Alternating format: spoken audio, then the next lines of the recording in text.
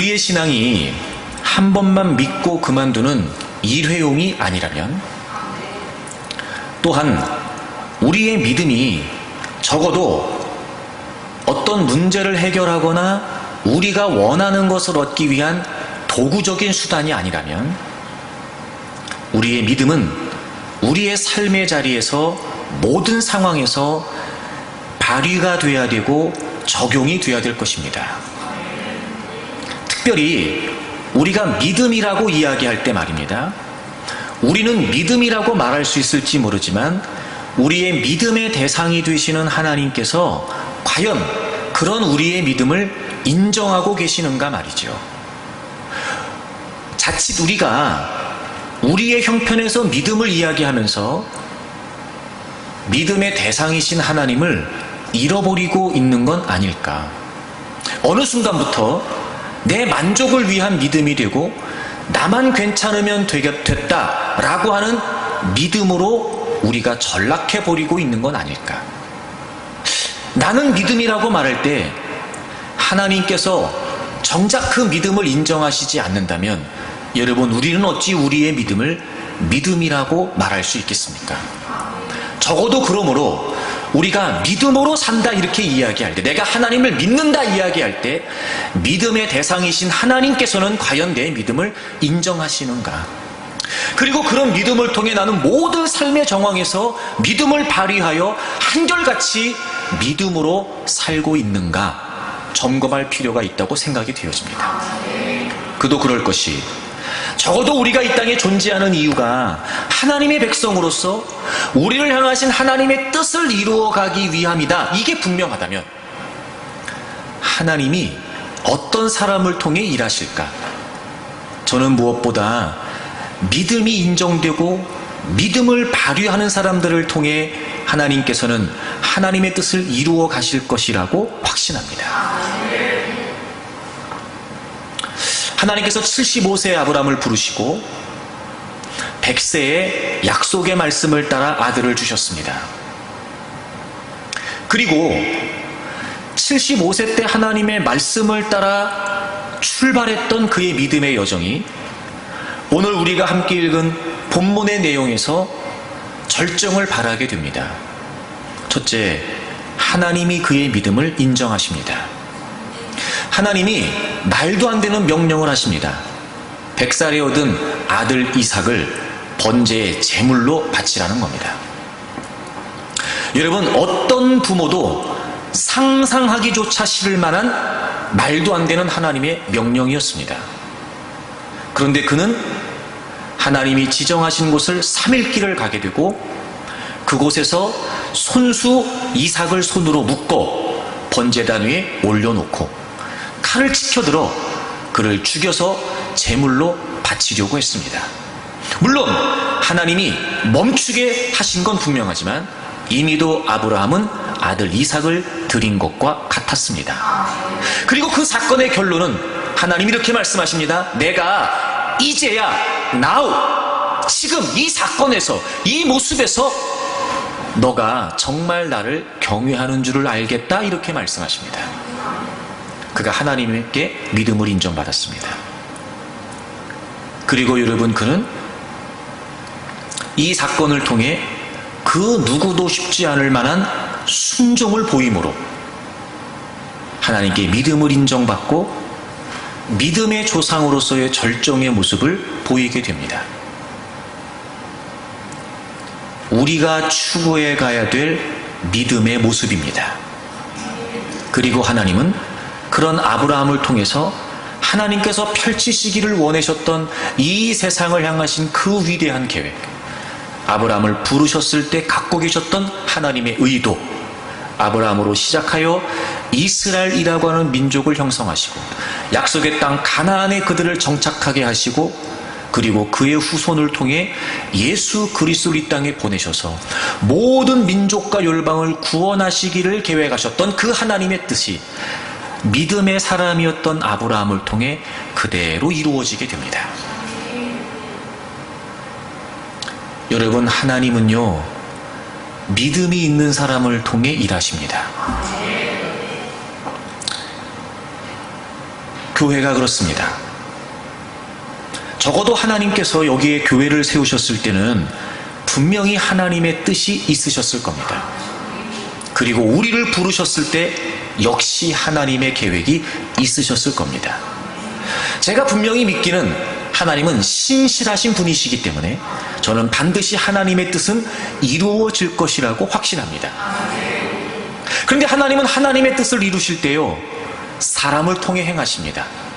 사실 어찌 보면 우리는 필요 없을 수 있습니다. 그런 일쯤이야 하나님이 뭔들 못하시겠습니까? 하지만 적어도 하나님이 우리를 여기에 모으셔서 공동체를 이루게 하시고 하나님의 뜻을 우리를 통해 이루시기를 원하신다는 겁니다. 그러므로 우리가 그 하나님의 뜻을 이루기 위해 어떤 사람이 되어야 되느냐? 다른 것보다 여러분, 믿음의 사람이 되어야 됩니다. 믿음의 사람이. 그리고 아브라함이 그랬던 것처럼 그 믿음은 일관된 순종으로 나타나야 됩니다. 지난 주일에 함께 말씀을 나누면서 아브라함의 순종에 관련된 말씀을 여러분에게 드렸습니다. 75세 때 하나님께서 그를 부르셨을 때 말입니다. 모든 자신의 기득권을 버리고 확실하지도 않았던 하나님의 약속의 말씀, 게다가 정착했고 확실했고 모든 걸 누리고 있었던 그의 인생이 하나님이 어디라고 말씀하시지도 않은 채 내가 앞으로 지시할 거니까 너는 무조건 떠나라고 하신 오히려 불확실한 상황이었음에도 불구하고 아브라함은 그 하나님의 말씀에 순종합니다. 여러분, 그의 믿음은요, 순종으로부터 시작했습니다. 믿음은 순종입니다, 여러분. 그리고 그는 계속해서 하나님의 명령을 따라 순종의 여정을 걷고 있을 때 그가 86세 때 이스마엘이라고 하는 아들을 얻고 100살에 하나님께서 그에게 이삭이라고 하는 아들을 하나님의 약속을 따라 주시게 되죠. 이삭이 젖을 떼는 날 사라가 이스마엘이 이삭을 희롱하는 모습을 보게 되고 아브라함에게 하갈과 이스마엘을 무조건 내쫓으라고 요구를 합니다. 고민 중에 하나님께 여쭈었던 아브라함, 하나님께서 그에게 사라의 말대로 하갈과 이스라엘을 내쫓으라고 하십니다. 이스마엘도 분명히 아브라함의 핏줄이었습니다. 물론 그의 실수였고 그의 잘못이었고 약속을 따라 얻은 아들은 아니었습니다. 하지만 우리는 인간적으로 심정적으로 충분히 그 상황을 이해할 수 있습니다. 그럼에도 불구하고 아브라함은 하나님의 말씀이었기 때문에, 하나님의 명령이었기 때문에 이스마엘도 내쫓게 됩니다. 순종이었습니다. 여러분, 이게 보통 일이 아닌 겁니다. 그리고 창세기 22장에 와서 그렇게 지금까지 순종의 모습을 보였던 아브라함에게 하나님은 아들 이삭을 바치라는 겁니다. 여러분, 적어도 창세기 22장에서 아브라함이 믿음의 조상으로서의 모습을 보일 수 있었던 건 단순히 그 상황에서의 순종이 아니었고, 순종으로 시작된 그의 믿음의 여정이 지속되고 마침내 그 장면에서 절정을 바라게 되었던 거죠. 쉽지 않은 순종이었습니다. 그럼에도 불구하고 아브라함은 일관된 순종을 통해 그의 믿음을 인정받습니다. 이런 믿음은 다른 거 아닙니다. 순종하는 겁니다. 하나님이 쓰시는 사람은 다른 사람 아닙니다. 잘나지 못해도 괜찮습니다. 많이 못 가져도 괜찮습니다. 하지만 중요한 건 하나님께 순종하는 겁니다. 그래야 하나님은 그를 쓰실 수 있습니다.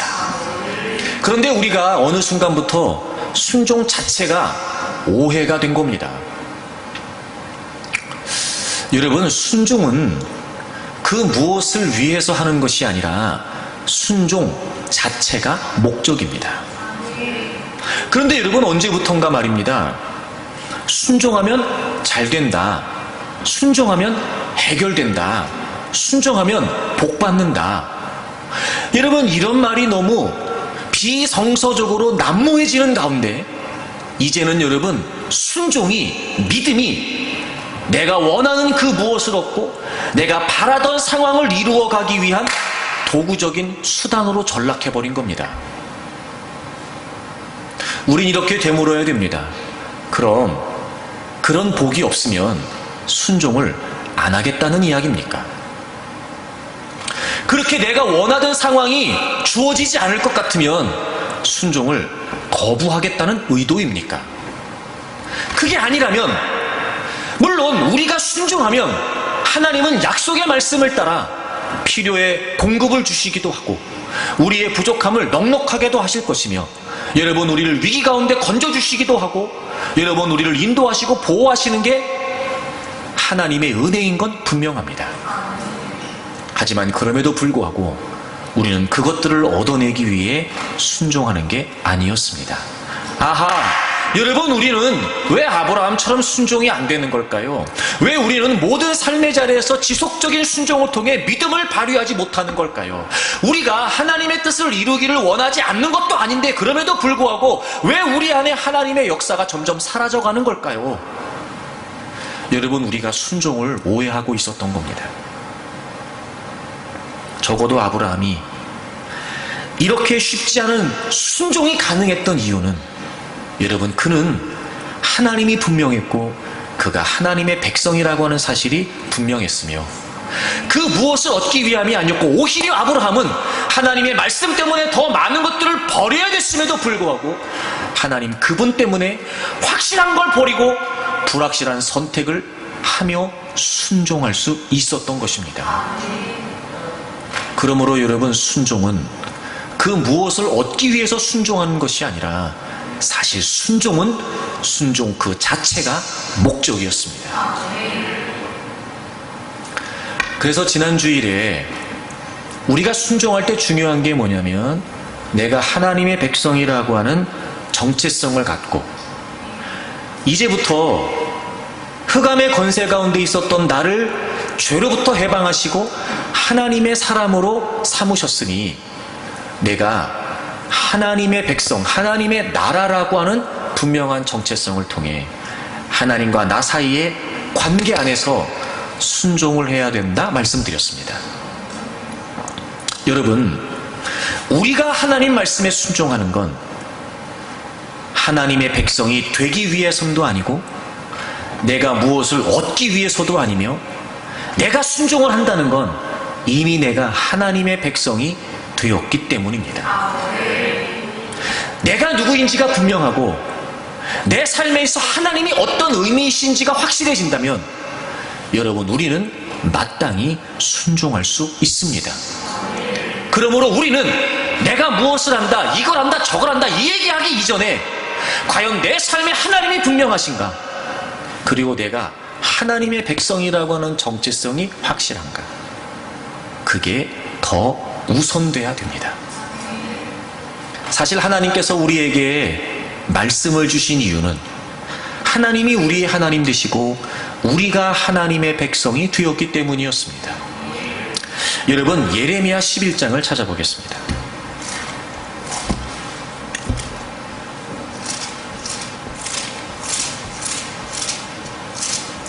구약성경 예레미야 11장을 찾으세요. 4절부터 보겠습니다. 1068페이지입니다.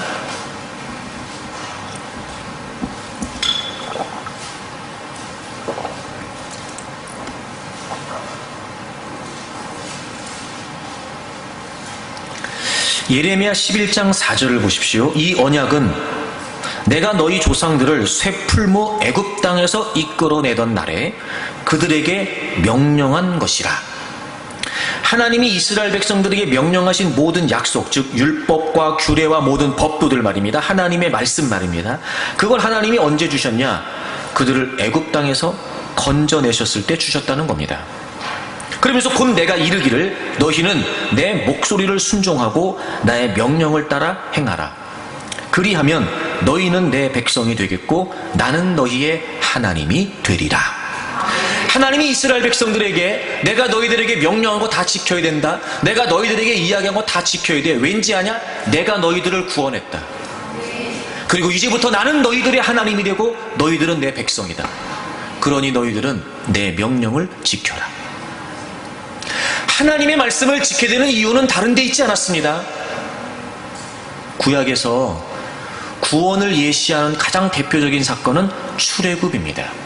마치 이스라엘 백성들이 바로의 지배 가운데 있었는데 전적인 하나님의 은혜와 능력을 통해 그들을 구원하셔서 하나님의 백성 삼아주신 것처럼, 흑암의 권세 가운데 죄악된 본성에 의해 살고 있었던, 죄의 지배를 받고 있었던 우리를 전적인 하나님의 은혜로 말미암아 예수 그리스도께서 우리의 모든 죄를 다 대속해 주시고, 여러분, 우리가 그 모든 죄로부터 해방되어 우리의 존재가 달라지고 우리의 신분이 달라지고 우리의 소속이 달라졌습니다. 흑암의 권세에서 하나님의 아들의 나라로, 죄로부터 해방되어 우리가 하나님의 종이 된 겁니다. 그게 우리입니다, 여러분. 그리고 하나님은 그 하나님과 우리 사이에 새롭게 정리된, 새롭게 회복된 그 관계 안에서 너희들 이제부터 내가 너희들의 하나님이고 너희들이 내 백성이다. 그러므로 이제부터 내 명령을 지키라는 겁니다. 여러분, 순종 그 자체가 목적입니다. 순종을 오해하지 마십시오. 우리가 점점 순종이 어려워지는 이유가 뭐냐면 내가 그 무엇을 위해 순종하기 때문입니다. 순종은 그렇게 하는 게 아니었습니다. 여러분, 정말 우리가 믿음을 발휘하여 일관된 순종의 모습을 보여 하나님의 뜻을 이루기를 원한다면 정말 우리에게 필요한 건 하나님 그분 때문에 순종하는 겁니다. 그런데 어느 순간부터 내가 하나님의 백성이 되었다는 사실을 잃어버리고 놓치게 되는 겁니다. 그리고 점점 하나님과 우리 사이의 관계에 불순물이 끼어드는 겁니다. 욕심, 내 의도, 내 계획, 또 내가 원하는 것들, 내가 누리고 싶은 것들, 자꾸 여러분 하나님과 우리 사이의 관계에 불순물이 끼어들게 되는 겁니다. 그래서 때로는 하나님이 우리의 믿음을 테스트하십니다. 시험하신다고요. 여러분, 하나님이 우리의 믿음을 시험하시는 건 다른 데 있지 않습니다. 하나님과 우리 사이에 끼어있는 불순물을 제거하시는 겁니다. 보다 더 순수해지도록, 이런 보다 더 하나님께 집중하도록. 혹시나 여러분, 우리가 삶의 자리에서 하나님에 관해 이야기하고 믿음에 관해 이야기하지만 하나님을 잃어버리고 있다면 하나님은 다시 그 자리로 돌아오게 하시기 위해 우리를 연단 가운데 몰아넣으시기도 합니다. 자꾸 하나님을 의식하라는 겁니다. 자꾸 하나님을 인식하라는 겁니다. 그래서 여러분, 우리가 하나님의 백성 되었다는 사실이 분명해지면 우리는 믿음을 발휘하여 하나님의 역사를 이루어가게 됩니다. 사무엘상 17장에 보게 되면 우리가 보통 다윗과 골리앗이라고 일컫는 이야기가 등장하는데, 저는 여러 차례 여러분에게 그 이야기를 다윗과 사울의 이야기로 말씀을 드린 적이 있었습니다. 사실 여러분, 그 사건에서 말입니다, 골리앗을 상대해야 했던 사람은 다윗이 아니었고 사울이었습니다. 그런데 전쟁을 위해 전쟁터에 간 것도 아니었던 다윗이 말입니다, 또 전쟁에 나갈 나이조차 되지 않았던 어린 소년이었던 다윗이 말입니다, 놀라운 건 그 어마어마한 골리앗을 무찌르고 승리를 얻게 되었다는 겁니다. 여러분, 다윗이 말입니다, 그 골리앗과의 싸움에 나가게 되었던 발단은 다른 데 있지 않았습니다. 사무엘상 17장을 찾아보겠습니다.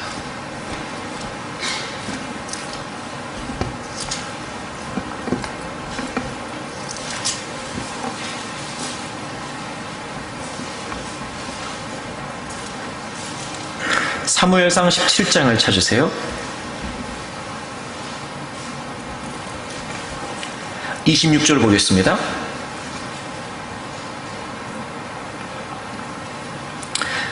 사무엘상 17장 26절입니다. 다윗이 곁에 서 있는 사람들에게 말하여 이르되 이 블레셋 사람을 죽여 이스라엘의 치욕을 제거하는 사람에게는 어떠한 대우를 하겠느냐. 다윗이 곁에 있는 사람들에게 이야기합니다. 이 블레셋 사람 골리앗입니다. 여러분 보세요. 다윗이요, 골리앗을 골리앗이라고도 명명하지 않고 그냥 블레셋 사람이라고 치부해버립니다. 그러면서 이스라엘의 치욕을 제거하는 사람에게 어떠한 대우를 하겠냐 이렇게 얘기합니다. 여러분, 이걸 잘못 이해하게 되면 마치 다윗이 골리앗을 죽였을 때 얻게 될 어떤 그런 보상에 관심을 갖는 것처럼 보여집니다. 하지만 여러분, 이 말은 그런 의미가 아니라 골리앗을 죽이는 일이 마땅하고 시급하다는 강조를 하는 내용입니다. 왜냐하면 나중에 골리앗을 죽이고 난 다음에 사울왕이 자신의 딸을 다윗에게 준다고 했을 때 1차적으로 다윗이 거부합니다. 원래 사울이 골리앗과의 전쟁에 나가서 이기게 되면 자기 딸을 주겠다 그랬어요. 다시 말하면 다윗은 사울이 제시한 어떤 보상 때문에 지금 이 전쟁에 나가기로 했던 게 아니었다는 말씀을 드리는 겁니다. 그리고 그는 이렇게 이야기를 합니다. 이 할례받지 않은 블레셋 사람이 누구기에 살아계시는 하나님의 군대를 모욕하겠느냐. 여러분, 다윗이 골리앗이 떠드는 이야기를 들었습니다. 이스라엘 군대를 희롱하는 이야기를 듣게 됩니다. 그리고 다윗이 이렇게 반응합니다. 도대체 이 할례받지 않은 블레셋 사람이, 여러분, 할례를 받지 않았다는 의미가 무슨 의미입니까? 이 당시 할례는 이스라엘 백성들에게 굉장히 중요했습니다. 하나님의 백성이라고 하는 의미에서 말입니다. 할례는 하나님이 그들의 하나님이 되시고 그들이 하나님의 백성 되었다는 이 당시의 유일한 징표였습니다. 다시 말해, 우리가 하나님 백성인데 하나님을 알지도 못하는, 하나님을 섬기지도 않는, 할례받지도 않은 이 골리앗이 어찌 하나님의 군대를 이렇게 모욕할 수 있냐는 겁니다. 여러분, 다윗은 어린 소년이었습니다. 그는 전쟁에 나갈 만한 나이와 실력도 갖추지 않은 사람이었습니다. 그럼에도 불구하고 그는 자신이 하나님의 백성이라고 하는 사실이 분명했습니다. 놀랍지요, 여러분? 거기에 이스라엘 백성들이 없었습니까? 거기에 전쟁에 나올 사람이 없었나요? 이미도 전쟁에서 혁혁한 공을 세우고 왕이 되어 있었던 사울도 존재하고 있었습니다. 그런데 그들에게는 할례받지 않은 블레셋의 장수가 하나님의 백성들을 모욕하는 것에 있어서 아무런 분노나 의분도 없었습니다. 그런데 어린 소년 다윗, 정말 뜻밖의 의외의 인물이었던 다윗이 전쟁터에 나타나서 그가 할례받지 않은 블레셋 군인이 살아계시는 하나님의 군대를 모욕하는 그 말을 듣고 그가 그 전쟁에 나가겠다고 자청을 하게 됩니다. 하나님의 백성으로서 할례받지 않은 블레셋의 장수의 그 수치와 모욕을 참을 수 없다는 겁니다. 여러분, 다른 건 몰라도요, 다윗은 하나님의 백성이라고 하는 정체성이 분명했습니다. 그 어렸던 다윗이 말입니다, 자기는 이 수욕을 참지, 이 치욕을 참지 못하겠다는 겁니다. 이 수모를 참을 수가 없다는 겁니다. 하나님의 백성으로서 내가 어떻게 이 수욕, 이 모욕을 참을 수 있겠냐는 겁니다. 그리고 그는 전쟁에 나갑니다. 형이었던 엘리압도 대놓고 말립니다. 건방지다는 겁니다. 우리말로 표현하면 오지랖도 넓다는 겁니다. 그 이야기를 전해들었던 사울도 말립니다. 이미도 많은 전쟁의 경험이 있었던 사울이 보기에도 골리앗은 다윗이 상대할 만큼 그렇게 만만한 인물이 아니었기 때문이었습니다. 모든 사람이 다 말립니다. 근데 여러분, 기가 막힌 일이 벌어집니다. 하나님은 그 말도 안 되는 전쟁, 그 전쟁에서 말도 안 되게 다윗을 통해 역사하신 겁니다.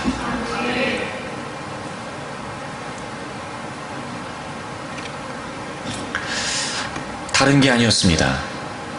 다윗은 전쟁 때문에 그 자리에 나간 것도 아니었습니다. 형들을 살피고 오라는 아버지의 심부름 때문에 전쟁에 나갔습니다. 전쟁터에 갔습니다. 전혀 전쟁과 상관없었습니다. 그런데 골리앗이 하는 이야기를 듣습니다. 그리고 하나님의 백성으로서 참을 수 없었습니다. 그리고 그는 뒤에 가면 등장하지만 지금까지 자신을 지켜주셨던 하나님을 신뢰하는 믿음이 분명했습니다. 그리고 전쟁터에 나갔습니다. 그리고 이겼습니다. 하나님은요, 그런 사람을 쓰시는 겁니다. 믿음이 뭘까요? 내가 하나님의 백성이라는 걸 분명히 하는 겁니다. 하나님이 인정하시는 믿음이 뭘까요? 내가 하나님의 백성이라는 걸 분명히 하는 겁니다. 전혀 의외의 인물이었지만 모른 채 하지 않았던, 들려지고 보여지는 그 힘겨운 상황을 외면하지 않았던, 도대체 이 아이가 이 상황에 무슨 해답이 되고 도대체 이 아이가 이 상황에 어떤 해결할 수 있을까 싶었으나 자기에게 들려지고 보여지는 상황을 모른 채 하지 않고 외면하지 않았던 하나님의 백성으로서 믿음이 분명했던 다윗을 통해 하나님은 놀라운 승리를 이루십니다. 믿음으로 교회를 섬기는 겁니다. 도대체 우리에게 필요한 믿음이 뭐겠습니까? 하나님의 백성으로서 하나님의 교회와 관련된 일을 외면할 수 없다는 겁니다. 하나님의 백성으로서 하나님의 교회에 향하신 하나님의 뜻을 모른 채 할 수 없다는 겁니다. 내가 바쁘지 않아서가 아닙니다. 나에게 어려운 일이 없어서가 아닙니다. 내가 해야 될 일이 없어서도 아닙니다. 그럼에도 불구하고 하나님의 백성으로서 하나님께서 우리 안에 이런 뜻을 두십니까? 라고 하는 사실이 깨달아지고 보여지고 들려졌다면 그걸 절대로 외면할 수 없는 겁니다. 그가 누굴지언정. 아이고, 뭘 할 수 있을까? 아이고, 너가 할 수 있겠냐? 아이고, 그 사람이 그 일을? 우리는 그렇게 볼 수 있습니다. 하지만 하나님은 그렇지 않습니다. 적어도 그가 하나님의 백성이라고 하는 정체성이 분명하여 하나님을 향한 믿음을 가지고 하나님의 뜻을 받들기를 원한다면 그가 전혀 의외의 인물이라 하여도 하나님은 그를 쓰십니다. 놀라운 건 거기에 사울이 있었습니다. 이미도 하나님의 은혜를 통해 여러 전쟁에서 승리를 경험했던 사울이었습니다. 하나님의 기름 부음을 받고 왕이 되기도 했습니다. 이스라엘의 첫 번째 왕입니다. 하지만 그는 자기의 위치가 있었고 자신의 신분이 있었고 자신의 책임이 있었으나 외면하고 있습니다. 자기 못합니다. 그래서 못했습니다. 자기는 안 하겠다는 겁니다. 그래서 못했습니다. 그런 걸 보면 여러분, 믿음은 내가 뭘 했다 이게 믿음이 아니라 믿음은 내가 지금 뭘 하려고 하느냐 이게 믿음이에요.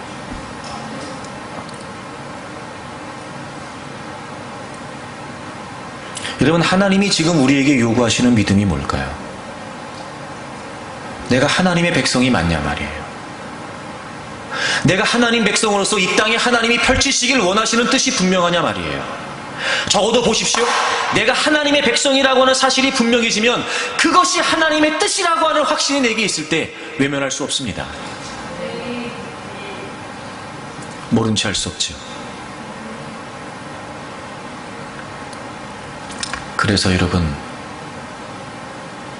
하나님이 이 상황에 다윗이 이런 형편을 보게 하셨던 것처럼 남달리 하나님이 내 삶의 자리에서 교회 안에서 주어진 위치와 또 주어진 직분과 주어진 책임 가운데 하나님이 그 일을 보고 듣게 하셨다면 여러분, 하나님이 그냥 하셨겠습니까? 첫째, 깨닫지 못하는 게 비극이지요. 둘째, 알면서 안 하는 건 더 비극입니다. 저는 여러분들이 사울 같은 분이 아니었으면 좋겠습니다. 저는 여러분들이 다윗 같았으면 좋겠습니다. 내가 하나님 백성인데, 내가 하나님의 은혜로 구원받은 하나님의 사람이 됐는데 어찌 교회를 향하신 하나님의 뜻을 보면서 외면할 수 있냐 말입니다. 도대체 그럼 우리의 믿음은 뭐란 말입니까? 하나님이 그 뜻을 이루어 가시기를 원하시는데 어찌 내가 그걸 모른 척할 수 있냐 말입니다. 내가 정말 하나님의 백성이어서 하나님의 뜻이 분명하다면 답답하지 않을까? 오히려 어떻게 하면 더 그 하나님의 뜻을 이루어갈 수 있을까? 고민되지 않을까? 우리는 애써 사울처럼 외면하고 있는 겁니다. 그리고 누군가 나타나기만을 기다리고 있는 겁니다. 근데 여러분, 진짜 비극은 뭐냐면요, 다윗이 나타났기 때문에 사울이 할 수 있는 역할이 없어진 것처럼 나타나면은요, 내가 할 일도 없습니다. 믿음은 내가 하나님의 백성이라고 하는 사실을 분명히 하고, 그래서 하나님이 우리에게 부여하신 하나님의 뜻을 받들어 기꺼이 그 일을 순종하는 겁니다. 아브라함이 그랬듯, 다윗이 그랬듯, 하나님 오늘도 우리에게 그런 믿음을 보기를 원하시는 겁니다. 그리고 하나님께서는 그런 믿음의 사람들을 통해 하나님의 역사를 계속해서 써 가시는 것입니다. 저는 여러분들이 그 하나님의 역사의 한 페이지를 장식하는 주역들이 되기를 바랍니다. 보여지십니까? 들려지십니까? 깨달아지십니까?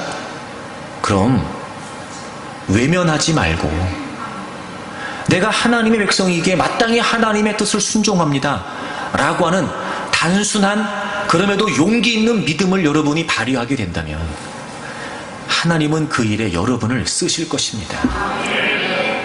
그런 사람들을 통해 하나님은 하나님의 뜻을 이루어 가시고, 그런 사람들을 통해 하나님은 하나님의 교회를 일구어 가시리라고 믿습니다. 이제는 그 신실하신 하나님 앞에 우리가 믿음을 발휘할 때입니다. 하나님이 이런 역사를 계획하고 계십니까? 제가 뭘 할까요? 다른 건 몰라도 하나님의 백성된 내가 하나님의 뜻을 외면할 수 없습니다. 내가 하나님 백성으로서 그 일이 하나님의 일이기에 그건 곧 저의 일입니다. 그런 걸 보면 여러분, 문제의 해답은요, 나에게 있었던 겁니다. 하나님 그 일을 원하십니까? 알겠습니다. 하나님. 아이고, 그 일을 하나님이 저에게 알게 하시다니, 저에게 보이게 하시다니, 깨닫게 하시다니, 알겠습니다. 하나님, 제가 하겠습니다. 하나님은요, 그런 사람들을 통해 하나님의 역사를 이루어 가십니다. 저는 반드시 하나님께서 하나님의 교회를 향하신 뜻과 비전을 이루실 거라고 확신합니다. 여러분 모두 그 일의 주역들이 되기를 바라고, 진정한 믿음을 발휘하여 하나님의 뜻을 이루어가는 하나님의 도구들이 되기를 주의 이름으로 축복합니다.